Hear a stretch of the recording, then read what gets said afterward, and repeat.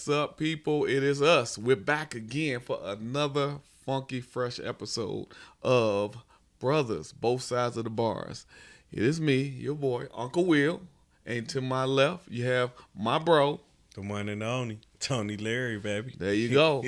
We're back again. And like we always do before we get started, please subscribe to the show. Make sure you guys like, share, all that good stuff. Tell you a know what I'm friend saying? and tell a friend. Dig it. Do all that. Okay? Please do all that. Now, this episode is interesting because this one is pretty much dealing with the responsibilities of parole officer / CO and your responsibility. Not saying that you're currently an inmate, but the responsibility. Yeah, man, free of, me, man. You right. act like I'm still in there. This is not recorded behind bars. Right. This brother's both sides of the bar, but he's free. But no, so it's dealing with the responsibilities of inmate / parolee, as well as the responsibility of the parole officer / CO. So I say let's just start on the inside. You know what I'm saying, in regards to the CO and the inmate, right? So part of the mission statement for MDOC is for us to protect the citizens of the state of Michigan. But also in regards to doing the protection of the citizens of the state of Michigan, that also includes inmates as well. You know what I'm saying? So if they get assaulted, you got to be there to protect them from assault. If they're being injured, if they're being threatened, they fall in up under their guidelines. Now, as a CO, a lot of times that you see portrayed on TV, COs are assholes. You know, they're crooked. They're crooked. They're abusive to the inmates. They're bringing in drugs. They're helping to keep the inmates on drugs by, you know what I'm saying, using different illegal tactics, should I say. And he keeps saying some, but you know, it's true. But it's not just the COs, but you know, you have people keistering, you know, they visitors bringing in drugs and other, you know, it's other different elements, but the ones that always get the bad end of the stick will be the COs, right? I mean, that's the main way it's coming in. I wouldn't say it's well. I don't know because I'm not there full time. I'm just speaking from an inmate point of view. It's obvious to keep it away from you. What I'm gonna tell. Okay. So, what do you consider when you think back to your days of being a inmate wearing that blue and orange, which he should have transferred to the Bears, but he didn't do that. But what do you think that's the reason why I don't like them Cubs? No. Is the responsibility of the CO working on the inside of the prison in regards to the inmate? To protect the serve. I feel like it's basically the same thing as the police. Protect the serve. Like, you know what I'm saying? Like, make sure nobody self-inflict harm herself. Everybody is okay. Everything run orderly, you know what I'm saying? Like, okay. That's just how I think. When I think about the police or anything with the official or the badge thing on their shoulder. Yeah. And, okay, but at the same breath, then, what is the responsibility of that inmate then? To get your time done. Oh, okay, let's get your time done, but and do it in an orderly fashion. Like, stay out the way. You know what I'm saying? And get your time done. That's it. Like, you already here involuntarily. We already know. But you know your out date. Everybody got an out date. Some people don't. But the ones that do, go ahead and stay out the way till you go ahead and get on out on your out date. So a lot of times COs are accused, like I said earlier, of being a-holes, right? Sometimes, you know, you bring the situation from home to work and you're not thinking that you need to be able to separate both sides, because if you're having problems at home with your significant others or your kids and your nerves, the bills, blah, blah, blah, you're coming in working with inmates who's doing 24 hours, 7 days a week, 365, that don't have the same access that you have to your significant other, to your family. Yeah.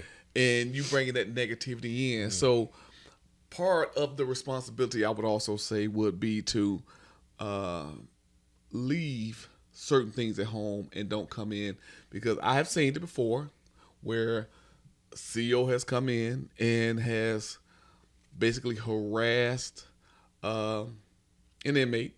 Keep in mind, they're human, and as human, we make mistakes. Mm-hmm. But I don't like the end result.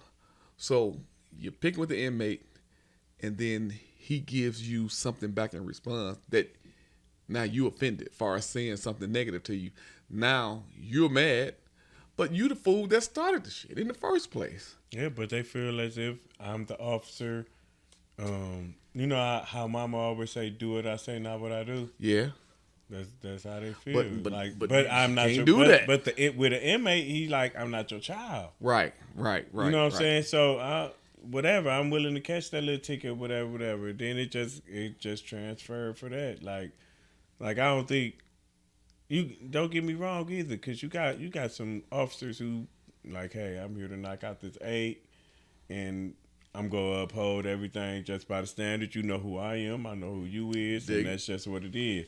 But you got some officers who come in there and attack it with the admission too. Yeah. Get on people's fucking nerves, bro. And it's like, bro, I ain't even bothered you. Like, I ain't did nothing to you. I ain't, you know what I'm saying? Like, it wasn't nothing like that. But now you got this little power, and you wanna, you know what I'm saying? You wanna flex on me. Like, don't think I wanna know. You know, and the whole point of this show is to be transparent, right? To be honest, to be open, and we here talking about, you know, all this good stuff, right? So that's the whole point. The thing is that I have witnessed young officers, they get excited and be hoping and praying that an inmate has a bad day and that there's a fight, and they want to respond to it and pull out the taser or use the spray and everything like that. And so I only been coming back into the prison to do overtime to assist and stuff like that for probably about 5 years or so. And a lot has changed as a CO since I've been up in there, right? But what I noticed is a lot of younger staff that, and you know, it rotates. You know, they come in. A lot of them don't make it because they come to find out that they really don't have the heart for it. Yeah, you know what I'm saying? When them inmates let them know, hey, exactly, it's serious. Hey, I ain't one of them to play with. So what I made it my business to do as I go up in there, because of my experience and my background with it, is I just try to talk to them, let them know, like, look, this is just a job. You here to do a job. Come in here, follow the policy and procedures. You know what I'm saying? And go home. These guys can tell when you really bitch made, okay? Because you have some of them, like 19, 20 years old, that they want to act all hard. And I'm just speaking, again, transparently. Want to put on the show, act like they hard because they got some power up under them, right? And they tend to disrespect these guys. Now, I understand you got some OG cats up in there doing their time. They just want to do their time, get on out of here, get home to their family. But yes, some guys, and female COs too, that make it bad, that make it real bad. Real bad. Real bad. Shout out to that boy Congo at MTU. That boy showed him it can get nasty. Don't think a female can don't think a female go keep him up off of you, boy. That lady ain't had no nose no more. Well, see, I'm not giving a shout out to Congo. I'm giving a shout out to him. Okay, they did him wrong. I mean, I don't know the full gist of the story. I don't know if you know the full gist of the story. I do. Okay. I watched them do it. And it was. You was there? I was right there when they did it. Like, they didn't go by no rules or no policies or nothing. Like, they searched this room 3-4 times before they said they even found any contraband in there. Like, so where was the black rep? Where was the? It was nobody around. Y'all to search this man's room 4 times with no black rep, and on the 4th time, miraculously, on 3 different officers, now y'all to found something. Okay, now I just want to say before we move on, we're not required to have a block rep when we search a room. I mean, but if you go, if you need to have something before you. We don't have to have Y'all nothing. Why have y'all You don't have searched to my have room? nothing. Why have y'all searched my room 4 times? I hear what you're saying about the searching the room for the 4 times, but maybe because some officers are as thorough as the next. Maybe because Or- an officer planted it in there. That's what I was waiting for him to say. I figured that's where It y'all took was took going. 8 different officers to find a knife, and why wasn't found in the first 3 searches? All these officers is not new. None of these officers was new. All these officers been here for years. Okay, and Y'all, every room is made the exact same I was way. just ready to say that too. It is a Y'all certain know size how, of the cell. y'all know how to understand. search every room the exact same way. Y'all I are got you. trained to do this. Y'all are trained what to look for. Y'all are trained what to go through. Y'all are trained to look for holes if it's a hole in the mattress. All this is Yeah. what y'all get paid for. This is what y'all train. So on the 7th to 8th officer, you find something in the spot where an open spot where the first 6 should have Okay, found something. but with that being said, though, do you think the outcome that had occurred, as far as the female being assaulted the way she did, that it was warranted, that she deserved that? I feel like he told her don't touch him. Okay, so look. Let's get this clear. Okay? Look, He felt like because female. I ain't gonna lie to you, because females feel in MDLC they tend to feel like they want to do the things that a man would do. You know what I'm saying? Like, and it's like they have a right to do the job. Okay? They have a right to do their But- job, but if you can't, if you got 6 men right here who will not touch this guy, how do you feel like you're the one? Well, How do you feel like you're the one? Like, you can't be like, what, cuff up? Come on, you. okay, I can't admit. This is a whole man. This is a man who ain't doing nothing but exercising and working out and I'm you know what I'm sorry. saying? I Like, don't give a damn if you are exercising. It's still rules. It's still rules to things or whatever. And to it me, is. I know sometimes some women, and I'm not being sexist, but I know sometimes some of them tend to do a little bit more, a little bit extra, because a lot of times you inmate, y'all do whistle calls, y'all be saying different things to try to demoralize them, talking about their body and all this other stuff. So sometimes they compensate by being a little bit verbally aggressive, and I'm not saying that's right, but still human, right? Yeah.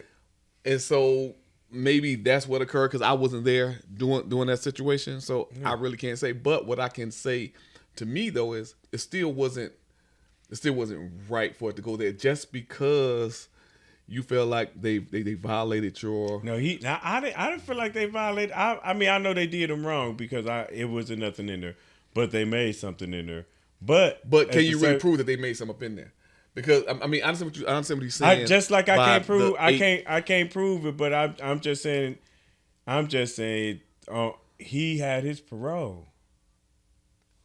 Oh, He had his parole. He on his way home. He coming home in less than 2 months. Mm-hmm. What do he have? And he's like one of the hierarchy of the Islam native. Like, people come and talk to him to figure out how to solve solutions. What do he even have a knife in his room for? Okay. So was he considered to be STG? No, No, he was wasn't never STG. STG. Okay. Nothing. It was just like they had their services. Mm-hmm. He'll be one of the people sitting up there who's talking on the podium and stuff, and people reached out to him and talked to him, and he kept peace. Okay. But how did he get a knife in his room after 6 searches, after 3 searches and 6 people, and this man is within less than 2 months of going home? Now, I understand, you know what I'm saying, being angry about that, because now that you found a weapon, it wouldn't have meant necessarily that he wouldn't have went home. Yes, it would have. I mean, yes, it's over. That parole is gone. You know that. Come on, bro. Listen. Come on. It's a 100 station.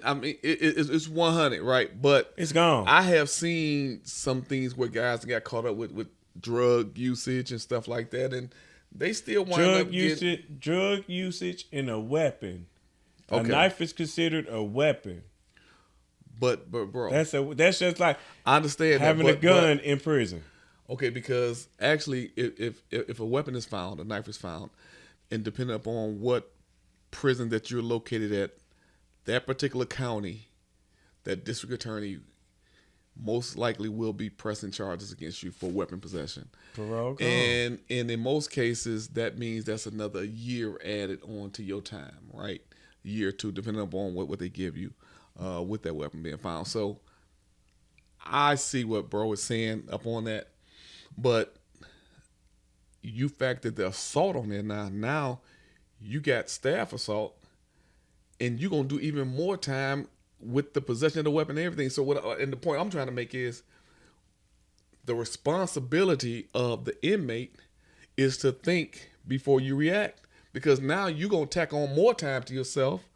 They about to send you up north, probably up to Baraga, or is it Iona Max? Yeah, IMAX. You know what I'm saying? Where he did that, he was next door to MTU. So, but more than likely, because it was a stop, they probably gonna send him right up to Baraga, all the way up there by Wisconsin, at the very tippy top. So, which means now you got about an 8-10 hour drive, family to even come and see you anymore, and the plans that you did make to get on out, it's crushed because you as an inmate let them get you off your square. And I'm human. I understand you get upset, you mad or whatever, but I would have just tried to file a grievance or a suit or ACLU or something, bro, because I'm not about to assault nobody, bro. Let me tell you, like I feel what you said. Some people not, some people will, but who do a grievance go to? If I just answer the question. Who do it goes to the staff, the hierarchy, okay, within the facility, within the facility. But they still, and please don't take me being delusional, because I have steps in my mind. Okay, like I was telling the dude up at Baraga when I was there, follow these steps. That don't work, go outside, right? Do you know how many family members have reached out to state senators, has reached out to ACLU or different organizations on behalf of their family? Right. It's ways of steps that you can do. It is. You don't ruin your life, bro, by assaulting. I'm not saying ruin your life. Nah, what I'm saying is that for his moment in his time and how he was thinking, he already had plans. It was things going on in his life where he needed to be there in that amount of time. And now that you blew that moment, he didn't care. Well, I can tell you, if that was actually the case, though, where they did set him up, I don't like officers like that. Yeah, I mean, I don't agree with stuff they like did that. him so wrong, bro. They sent 8 officers in that man's room at different times. Yeah, that's to search his room. And within the last 2 officers, they found the knife. Damn, okay. Not all within the last 2 hours though. Like, it do look bad. Crazy. It can look bad. You know what I'm saying? That it took all that, because like you did say earlier, with the training that is received. Everybody receives the same training. The officers existing. But what I will say though, also like I said earlier as well, you have some people that are more in tune with their searches and some's not. You know what I'm saying? That's true too, but eight different people. I don't know if he's exaggerating about it, but I'm not even exaggerating. But I was 8 different people. I caught a ticket and everything off of it. That is kind of excessive. I would say. You know what I'm saying? But when I go back to the responsibilities of officers as well as inmates, these are some of the things that I'm trying to relate to, bro, because COs are supposed to make sure that there's no drugs, weapons, all kind of different things to, because it's about the security of the facility. And be the example. Show us how to do right. Okay, yeah, and be the example. But inmates, like you said, that brother was a hierarchy, and they probably was looking at him already, because if you garner that type of respect, ain't no telling what you can provoke. No! Off of that, it provoked the riot. It was a riot there. Yeah. And when that man moved, the whole card room and people upstairs, they moved. And it created a riot, and they had to call in people from Bellamy Creek, IMAX, all that to calm that down. MTU, that was Michigan Training Unit in Ionia. They had to call in people from level 5s and level 6s to come in there and train that. And this is for a man who got parole. He about to come home within the next 2 months. Why would he set that off like that? Right. Okay. He know what he could do. You know what I'm saying? I hear you. And like I said, I'm not delusional. I'm not trying to make no excuses for him, because I don't care if it's MDOC or if it's Arizona Department of Corrections, if it's Chicago, whatever. I have no respect for shady staff, okay? Because it's supposed to be a fair playing field. If you give them what they got coming, that's it. I'm not doing nothing extra. Don't think because I'm walking up in there because I'm an African-American male that all the blacks get love. All you going to get love. I'm going to turn my back to this. And all you white inmates, I'm about to lock you up, put you in the hole. No, it ain't like that. You know what I'm saying? I'm going to give you what you got coming. I'm here to pay my mortgage. That's what I'm here for. Nothing else. I ain't here to be your buddy. None of that good stuff. So part of the responsibility is me being fair, doing my job. And part of the inmate's responsibility is to get the training they need to meet those requirements to be able to hit them streets. Now, when you got Henderson coming on by negative and shady staff members, that's a problem. Mm-hmm. It's a problem. Okay, now, what we're going to do is we're going to also deal with them as they hit the streets, because this is where I come in even more as a parole officer or parole agent. I make it my business to help provide my parolees with different resources, whether it's CDL training, whether it's tree trimming, getting your license. You want to start a business, we're going to go ahead and walk through all these different things. If you got substance abuse issues, let's get you some treatment up on this. You know what I'm saying?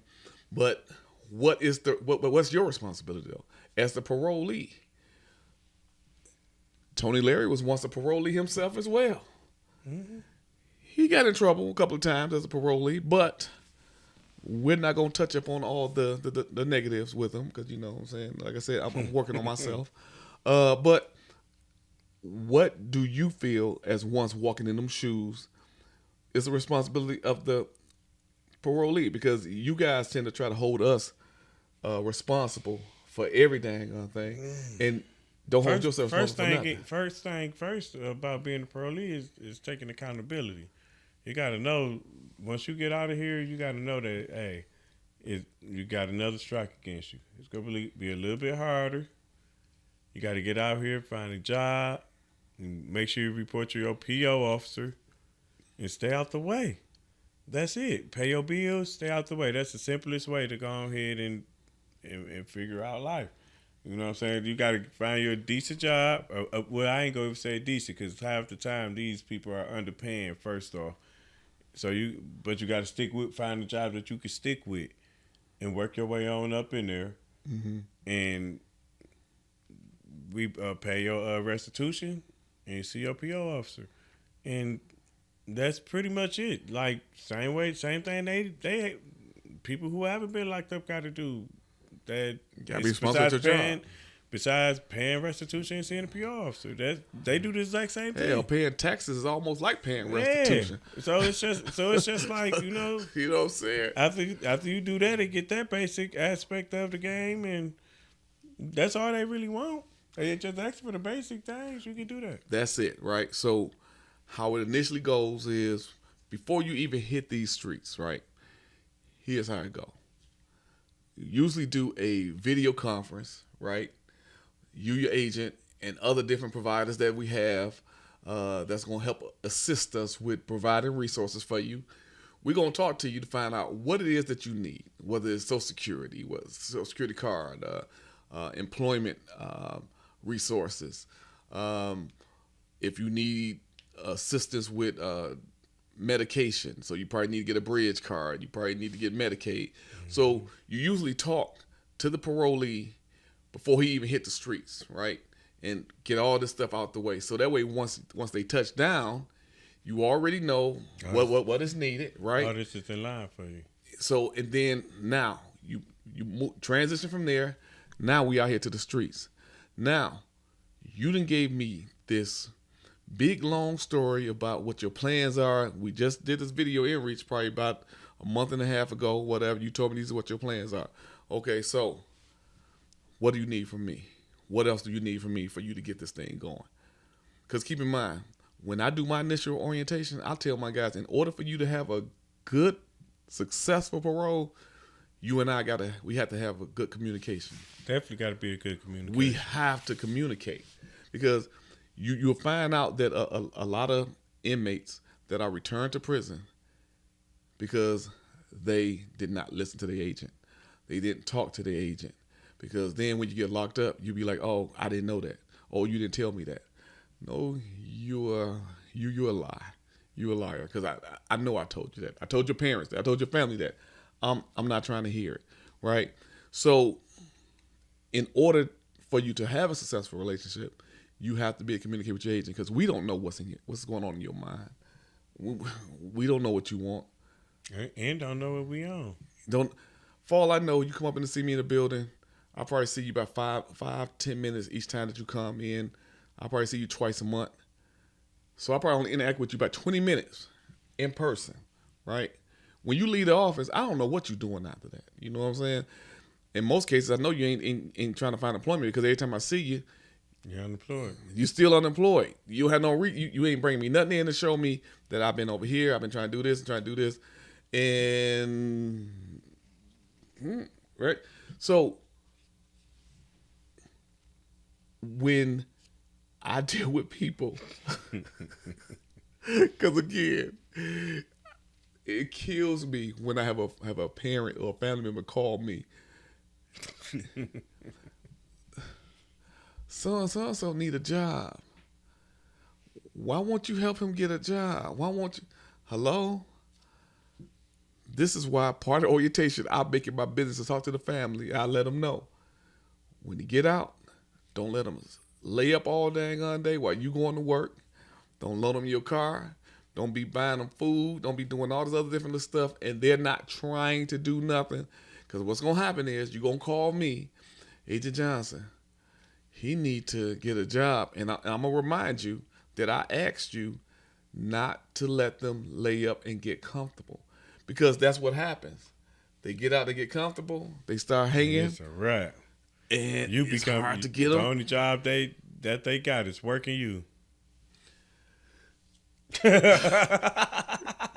That's what it be. I swear, you before you know, you paying their telephone bill, everything, the food that they consume, the light that they cut on, the water that they use to wash their body, the gas that they use to put in your car. You putting it in there so they can go. They need to go. And this is what goes on, right? You can't be crazy like that, man. You got to let these people get out here and know that, hey, life is real, and everything that I got, I've earned. I put in the work. You got to put in yours. I'm willing to help you get there a little bit faster by using my items. But please, put the gas back where you got it from. You know what I'm saying? Don't come on, please. Don't.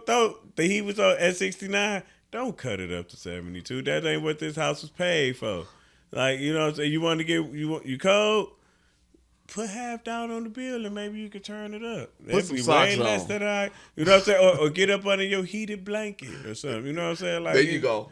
It's other ways around do things. Something. Like, really, really get independent because at the end of the day, bro, You don't want to be living under nobody else. No, but I also let them know during initial orientation too. I let them know, I don't care if it's your mother's house, your dad's house, or sister, whoever house it is, you are a guest. Mm-hmm. You're a visitor.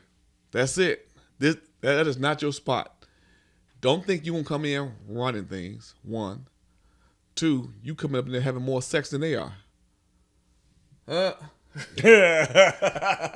You come up in there thinking you could come in all times of the night. And coming in at 3, 4 o'clock in the morning, they got to be at work get up at 5. Come on, wash your own damn dirty clothes.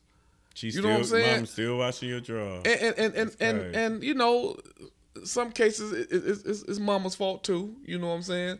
Because she won't let you be responsible. Because if you're not at another female house and she's taking care of you, you at mama's house. That's typically how it goes. Dirty? You know what I'm saying? But what I like and what I love is successful paroles, right? Yeah. So what we gonna do is I'm gonna show you a video right quick. We have this following up with one of my parolees who has successfully got off parole. Now he had a lot of mental, I don't say mental health, but he had a lot of issues that he needed to address or whatever. Mm-hmm. And unfortunately, though, when I tried to get him those assistance, sometimes you can't. You know what I'm saying? It's not gonna be 100%, but at least I can say that I did help him to get off parole. And I just want you guys to just take a look at this right here, and we'll be right back. How you doing? Hey, what's up, everybody? It's your boy Uncle Will here. I am here with one of my ex-parolees. My ex-parolees, he still got his paperwork with him. Show your paperwork. Yeah, he's officially off parole. Yeah, so he got off parole about a couple of weeks ago. So I'm over here with him now, and I'll just let them know that just like with a bunch of other my guys too, man, I got guys hit me up 5, 10 years from since they've been off parole, and I still send them job leads or whatever, man. Okay. So how was parole for you? I mean, during the 2 years that you was on parole, did you find it be kind of rough or something like that, man? It's just rough transitioning from prison to the free world. Mm-hmm. But that's why I want to get a grace to the parole and the parole officers. Like for the parolees that do, come out here on parole, man, don't be afraid to reach out to your parole officer. Don't be afraid to talk to them, or don't let your anxiety get in the way because they're here to help you. So yeah, and I appreciate you saying that because it was one time that I had to take you into custody because some stuff that went down with, I think, what was it, your child's mother or whatnot. And man, it really scared the heck out of me that time. But when you was talking about harming yourself, I know you was talking about getting some type of help with teen mental health. I think a lot of times you guys do need to talk to someone. Were you able to get that taken care of as far as set up something with teen mental health for mental health? Yeah, honestly, that's the thing that I'm dealing with myself. That's a personal issue that I got, but I have been working with them. I'm going through DWIN. Oh, okay. Detroit Mental Health Services. They actually a good service. They work with me. I'm working with Amherst right now. Oh yeah. Amherst is a good facility and stuff too. Like I said, I'm not gonna hold you up because we outside and it's Detroit. It's cold as heck out here. But what I want to ask you, what are your plans now? Like I said, you've been off for like a couple of weeks now. What are your plans now in regards to parole? Being off parole. I'm sorry. Being off parole, just continuing the process that y'all gave me. I'm gonna continue my job leads. I do got a few job leads through the Detroit Training Center. I did a little painting with them and I remember that. Tub washing with them. But continue. I actually just talked to Glenn like a few weeks ago. I missed my appointment, but I gotta get back with him. But he called me. He said I'm alumni, so I know I always got some, That's one thing too. With these programs that MDOC through HMSA help you guys to go to and complete, once you get that certification, can nobody take that from you? And that's what I always tell. Even when I still go into the prisons to this day, and I tell some guys who's about to get out, like even if you don't finish the vocational village program, once you get out, we have different partners out here that we work with to help get you guys trained. And like my man told you, you're an alumni now because you completed the program. Right. And so you can always be able to reach out to them. But like I said, if you can't reach nobody and something I can still do, hey, Webb, you know I'm here for you, my brother. Yep, I appreciate you. Hey, look, good luck with appreciate everything, man. And tell your grandma I said hey. And hey, you and the family and them kids, y'all be good, bro. Okay, yep. Thank you. I appreciate you, man. Look, it was a good one. There you go. This guy right here saved my life. The incident that he mentioned, it really did scare me to, you know, but thanks to my parole officer, I made it out of that situation unscathed, and I'm here. I finally made it off parole, thanks to Will Johnson. There you go. And I try to tell a bunch of you, civilians as well as people that have been into prison, in order for you to have a successful parole, you have to have a successful communicative relationship with your agent.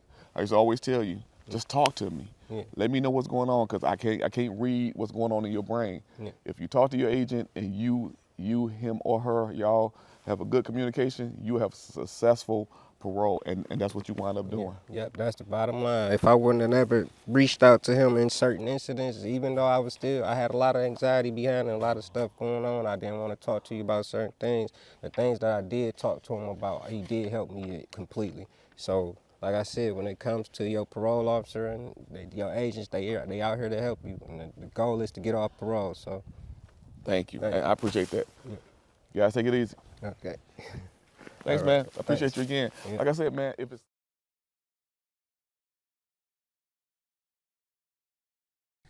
okay, people. So it was cold as heck out there. You know, we here in Detroit, so you know it's cold. And I'm from Chicago originally, so I know all about the cold. But yeah, it was cold. And this guy right here, I had to unfortunately take him into custody at one time because a girlfriend had hit me up and complained about him being, you know, assaultive and things like that, which is a lot of guys seems to get caught back up because they don't listen to their agents on that too. Again, agent responsibility is just to inform you, to tell you what things to look out for, right? He's supposed to have been staying with his grandmother. Instead, he was wind up with his girlfriend. She got mad because she eventually wouldn't come in to testify, which is another thing that happens all the time too.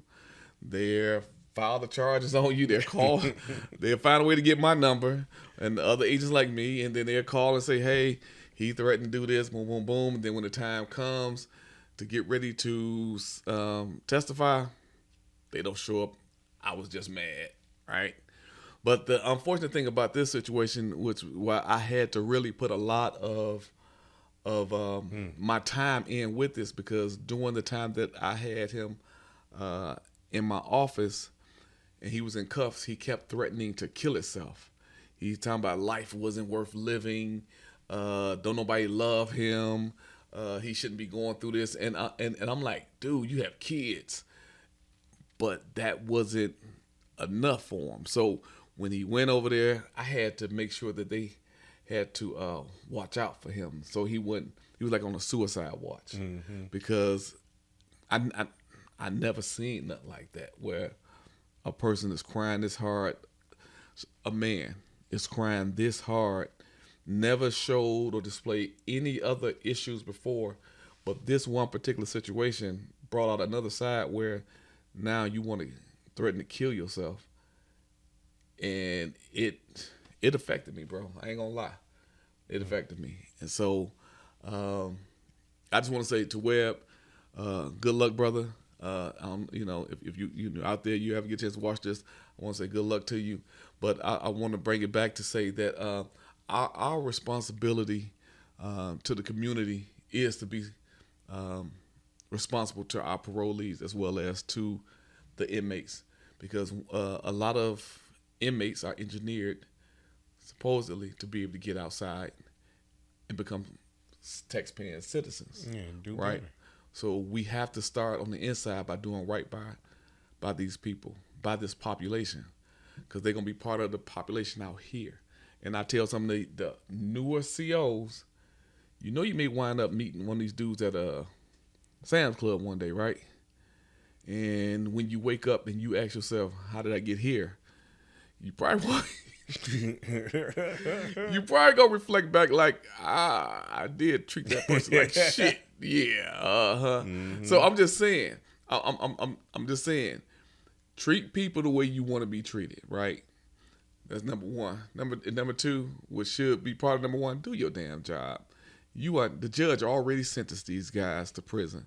Okay, it is not our job to sentence them to any damn more than what they need. Okay, that's it. Just you make sure treat we them. do our job. Make sure we do our things as inmates respectfully as possible. Thank you, it, bro. Like all that extra stuff, building new cases and trying to do, like making something out of nothing, man.